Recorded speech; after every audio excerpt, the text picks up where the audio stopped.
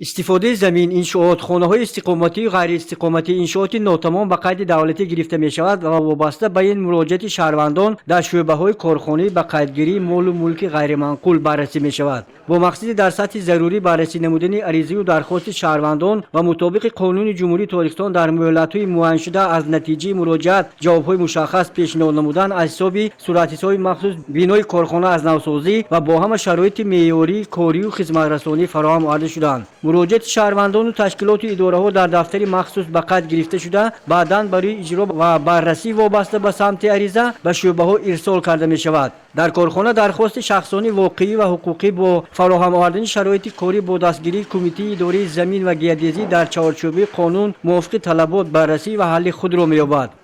با کارخانه دولتی فاری با قیدگیری مالک غیر منقول در ناحیه باجان غفورов در این دوره همگی 2570 عدد مراجعت‌های شخصانی واقعی و حقوقی وارد گردید که همه آنها در جایش مورد بررسی قرار داده شد. به مراجعت کنندگان جواب‌های مشخص داده شد. در این دوره همگی از طرف شعبه تکنیکی کارخانه 665 عدد شناسنامه تکنیکی ترتیب داده شد که از آن 238 عددش شناسنامه تکنیکی اساسی و 427 عددش جاری می باشد.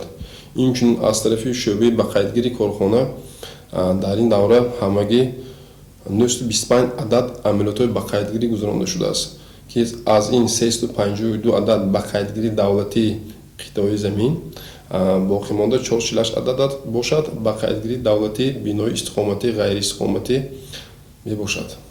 در کارخانه فرعی دولتی هر یک شعبه و حجره‌های کاری با تکنولوژی معاصر مجهزند و همه حجت‌گذاری‌ها به طور معاصر انجام داده می‌شوند و این کارگزاری را آسان وقتی شهروندان صرفه و مواد لازمه سری وقت در مهلت معین شده آماده می‌شود.